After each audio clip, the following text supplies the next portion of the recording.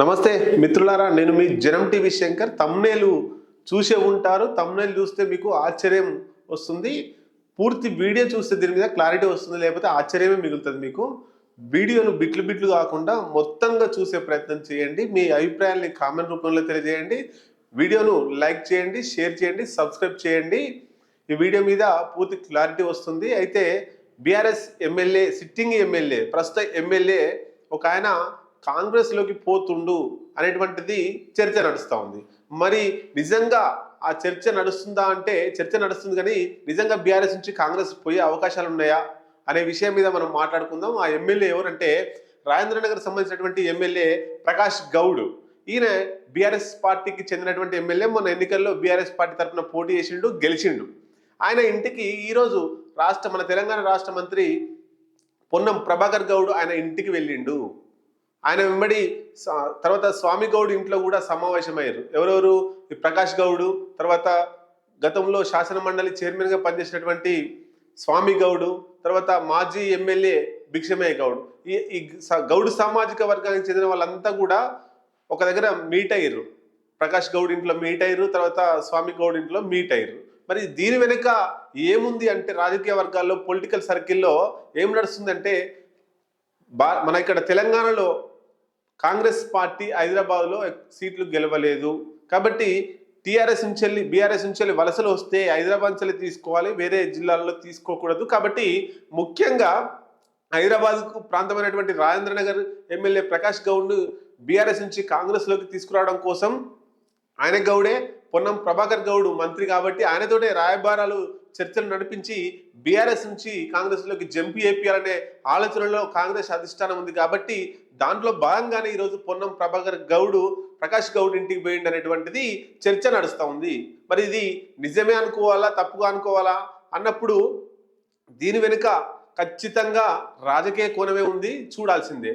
ప్రకాష్ గౌడ్ ఖచ్చితంగా కాంగ్రెస్ పార్టీలోకి వెళ్ళే ఆలోచనలో ఉన్నట్టు మనకు అర్థమవుతుంది ఈ సన్నివేశాన్ని బట్టి చూస్తే.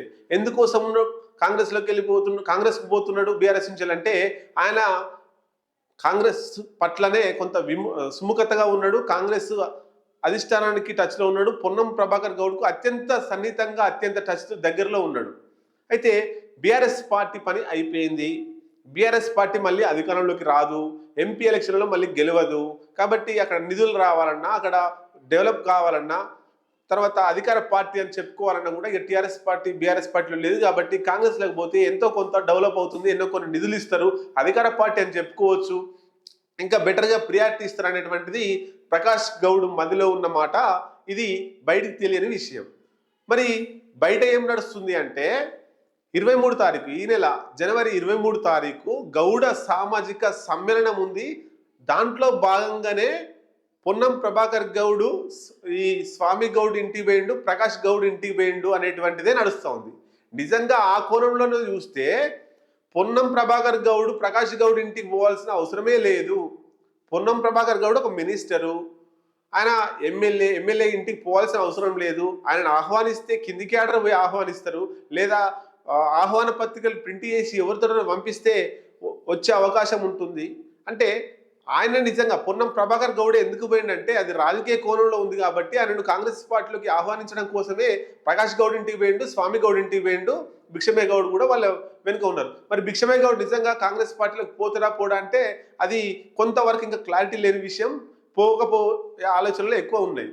కానీ స్వామి గౌడ్కి ఏం జరిగింది మరి? గతంలో ఆయన బీఆర్ఎస్ పార్టీలో ఉన్నాడు, శాసన మండలి చైర్మన్ గా పనిచేసిండు. తర్వాత కేసీఆర్ మీద, బీఆర్ఎస్ పార్టీ మీద అసంతృప్తితోటి ఆయన బీజేపీ పార్టీలోకి పోయిండు. మునుగోడు ఎలక్షన్ల ముందు బీజేపీ నుంచి మళ్ళీ టీఆర్ఎస్ పార్టీలోకి పోయిండు.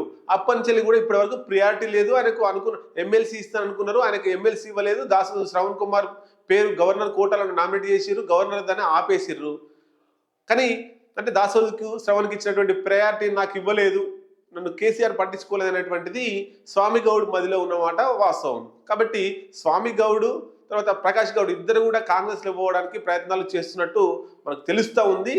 మరి 23 తారీఖు గౌడ సమ్మేళనం ఉంది కాబట్టి ఆ వంకతోటి పొన్నం ప్రభాకర్ గౌడ్, తర్వాత స్వామి గౌడ్, తర్వాత ప్రకాష్ గౌడ్ వీళ్ళంతా కూడా ఆ ఏదైతే మీటింగ్ పేరు మీద ఇల్లు రాజకీయ చర్చలు జరుగుతున్నాయి. త్వరలోనే అన్ని అనుకున్నట్టు జరిగితే త్వరలోనే ఈ స్వామి గౌడ్, ప్రకాష్ గౌడ్ కాంగ్రెస్ పార్టీలోకి, బీఆర్ఎస్ పార్టీని వదిలి కేసీఆర్ను పక్కకు నెట్టేసి కాంగ్రెస్ పార్టీలోకి పోవడానికి ప్రయత్నాలు చేస్తున్నారు.